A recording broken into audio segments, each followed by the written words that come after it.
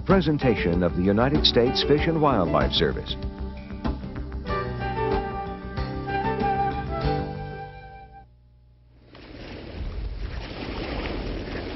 Every fall, as they have for countless centuries, geese, ducks, shorebirds, and other migratory birds leave their northern nesting grounds and fly southward before the grip of winter tightens.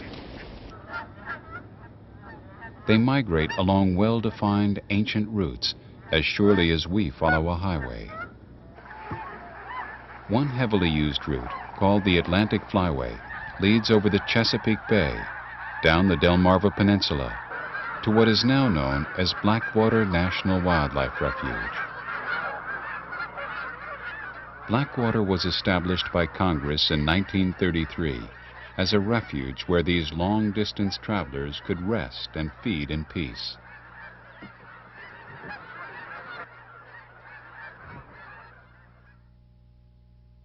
There had been a growing concern during the early part of the century that the loss of wetland habitat, as well as overhunting, was causing an alarming decline in waterfowl and other wildlife populations. Out of this concern, a nationwide system of wildlife refuges, many situated along the migratory flyways, was born. Today, as the 100th anniversary approaches of when the first refuge was established by President Teddy Roosevelt in 1903, there are more than 500 national wildlife refuges across the nation managed by the U.S. Fish and Wildlife Service. The mission of the National Wildlife Refuge System is to administer a national network of lands and waters for the conservation, management, and where appropriate, the restoration of the fish, wildlife, and plant resources and their habitats within the United States for the benefit of present and future generations of Americans. For well over half a century, Blackwater National Wildlife Refuge has been supporting this mission.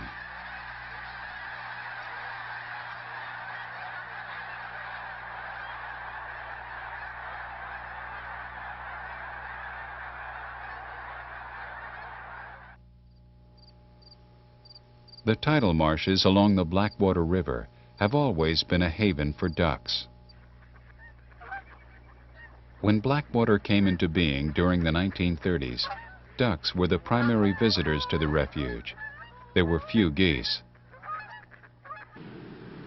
All that changed when mechanical corn pickers came to the area during the early 1940s. While the dried corn was being stripped from the cob, enough was spilled on the ground to attract migrating geese to this high-energy food.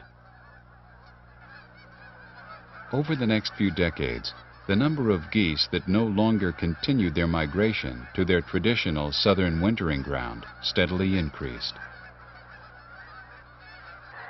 By the 1960s, the number that stopped at Blackwater had grown to more than 100,000. They congregated on Blackwater because the refuge offered protection, and there was plenty of food in the surrounding marshlands and farm fields. Farming became an integral part of wildlife management on Blackwater. Clover and buckwheat are planted for protein, which the birds need for muscle building and feather replacement.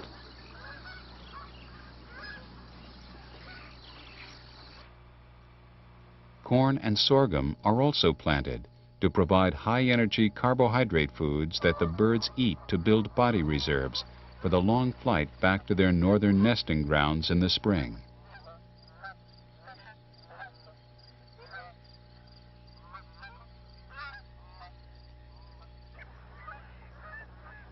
The freshwater impoundments are a haven for the tens of thousands of ducks that pass through Blackwater on their migrations.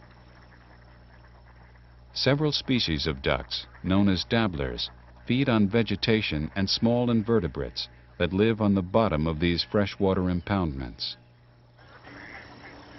To provide food for dabbling ducks and other water birds, the refuge uses a method called moist soil management to encourage the growth of nutritious plants in the impoundments. In summer, When migratory waterfowl have gone, the impoundments are drained to allow moist soil seed-bearing plants such as tick-seed sunflower a chance to become established.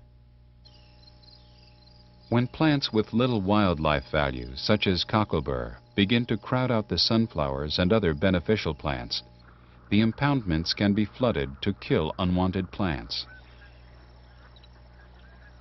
In the fall, the impoundments are filled to a depth between 6 and 10 inches, so that when the ducks arrive, a feast lies just below the surface. For this to work, timing is essential, as well as an ample supply of fresh water that can be moved by gravity through the complex of connected impoundments. Rain is the primary source of fresh water. Through ditches dating back to colonial times, water flows from the 5,000-acre Kentuck Swamp on the north side of Key Wallace Drive into the impoundments.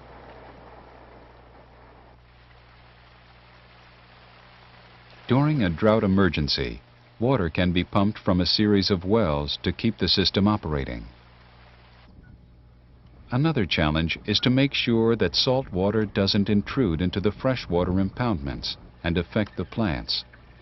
Salinity levels are therefore closely monitored. Several impoundments can be seen on the north side of Wildlife Drive. Many more are located on other parts of the refuge, and additional impoundments are being constructed each year. These man-made, intensively managed impoundments make it possible for the refuge to provide food and protection for many thousands of waterfowl, wading birds, songbirds, shorebirds, and other wildlife.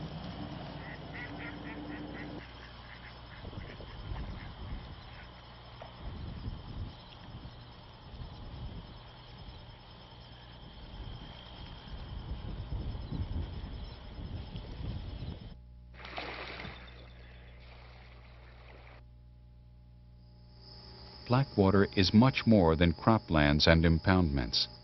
Over half of the refuge is forested with stands of tall loblolly pine, ideal nesting habitat for bald eagles. There are more than 30 active eagle nests in and around the refuge, the largest concentration north of Florida. The forest also provides habitat for the endangered Delmarva fox squirrel, a stocky, bushy-tailed cousin to the common gray squirrel. Delmarva fox squirrel populations were reduced throughout their range when their forest habitat was cut down. Today, the largest contiguous forested tract with a healthy population of fox squirrels is on Blackwater.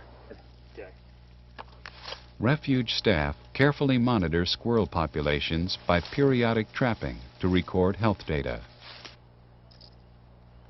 In recent years, the population has grown large enough so that some squirrels can be transplanted to other areas to establish new colonies. When the weather cools, the squirrels retreat into one of the many nesting boxes on the refuge. 1.15. Here, the squirrels give birth during winter.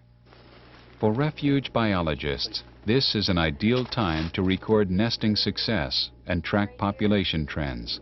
3099. Winter is also an ideal time to capture and band Canada geese.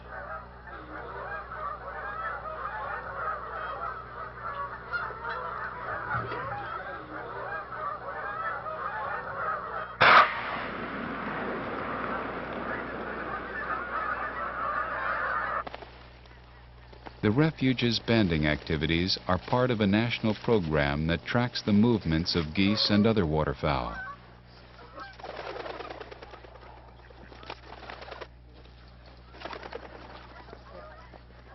During banding, the sex and age of the birds are recorded. The band numbers become part of a national database. When a bird is recaptured or dies and the band is returned, valuable information about its life history is revealed. 67. The data helps scientists learn about survival rates and predict population trends. Banding is also used to monitor wood duck populations, one of the duck species of management concern that had once experienced a significant decline in numbers. Wood ducks prefer cavities in old trees for nesting, but when the old-growth forests were cut, nesting sites were lost and the population suffered. When nesting boxes designed for wood ducks were introduced, the ducks quickly accepted them. Today, thousands of boxes have been installed across the country, and wood duck numbers have increased. Refuge staff also lend a helping hand to osprey nesting efforts. Ospreys, also known as fishhawks, can be found worldwide. The ospreys on the refuge migrate each fall to South America, returning in the spring to raise another brood. Ospreys, like bald eagles and peregrine falcons, suffered when DDT entered the food chain. The pesticide was linked to the thinning of their eggshells, and few young hatched.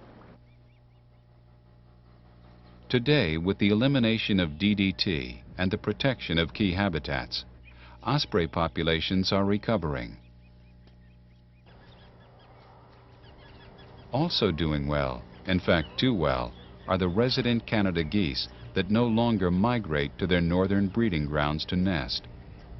These geese, whose numbers are rapidly increasing, are becoming a nuisance wherever they take up permanent residence.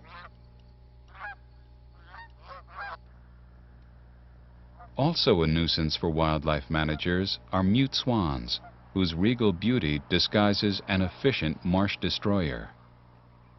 The mute, distinguished by the black knob on its orange bill, was introduced from Europe and is rapidly spreading. Mute swans are aggressive nesters, displacing other birds. They feed by pulling out the plants from wetland bottoms, speeding the destruction of the marsh.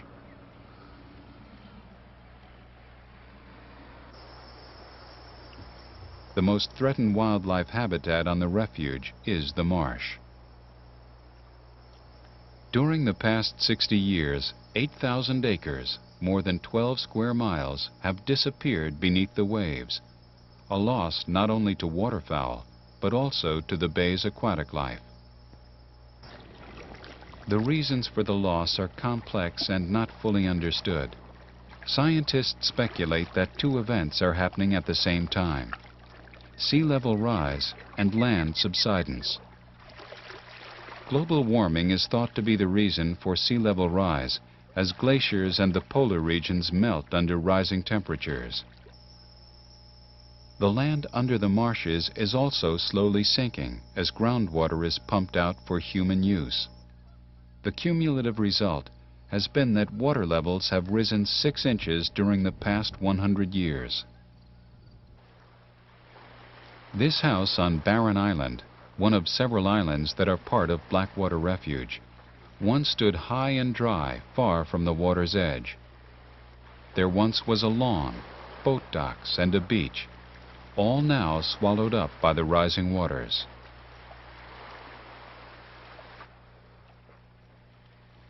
Today, Barren Island is only a fraction of its former size. It too may one day slip below the rising waves, as have so many other islands in the Chesapeake Bay. If and when it goes, gone too will be one of the bay's most productive wading bird rookeries. Herons and egrets now nest on Barren Island by the hundreds.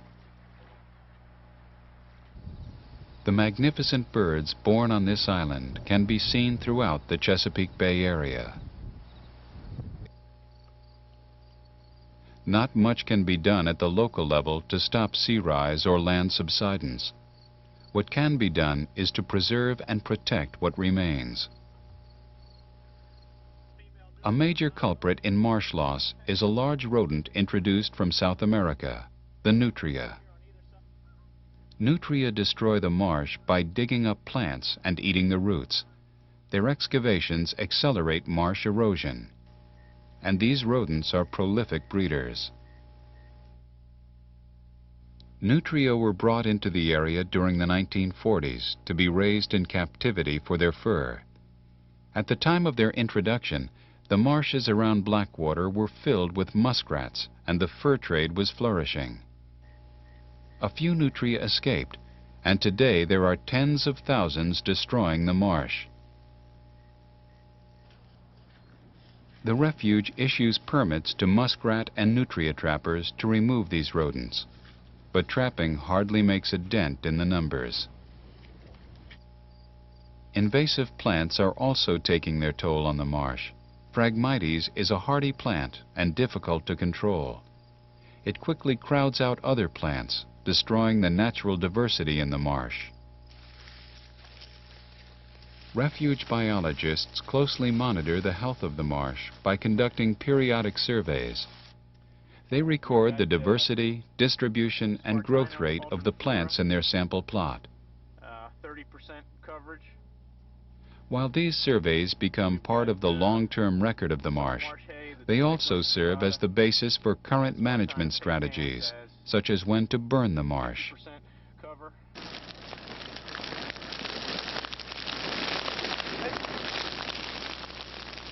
Fire is a tool used to maintain and invigorate the marsh.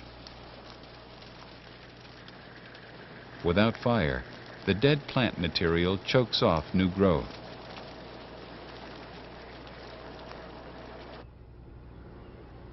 The plants that emerge after burning provide food for waterfowl, and the new root system binds and strengthens the frail marsh. Burning the dead material also reduces the risk that lightning strikes become uncontrolled destructive wildfires. To compensate for the continuing loss of marsh habitat, the refuge is expanding by acquiring lands from willing sellers. During the fall and spring, Blackwater is a crucial resting and feeding stop for thousands of migrating birds representing many species.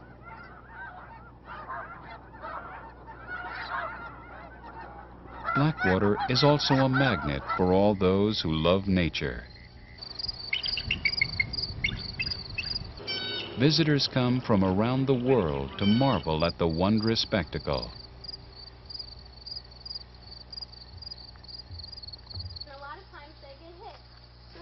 Blackwater also very much belongs to its surrounding human community of Dorchester County and Maryland's eastern shore. And what happens is there's a piece of corn back here, squirrel walks in, steps on this pan, and the door closes. Your Canada geese and your snow geese. For many school children, Blackwater is their first up-close introduction to the natural world of wetlands and wildlife. Only 3 square. How are we going to get across? We're going to walk. Watch. Move. The refuge is a marvelous classroom, and its environmental education program a wonderful way to breathe life into a student's biology lessons.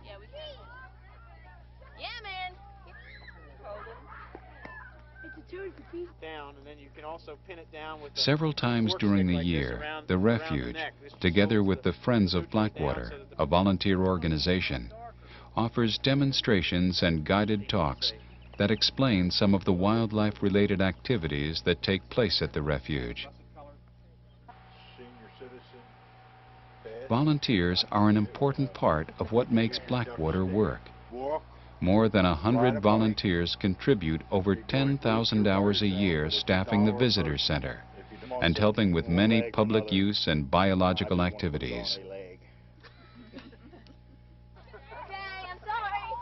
Blackwater provides benefits to people as well as to wildlife.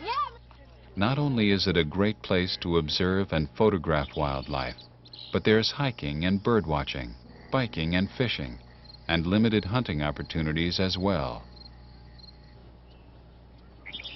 Blackwater is a story of challenges met and promises kept. A place that benefits both its wildlife clients and its owners, the American people. Please help us protect this area for future generations.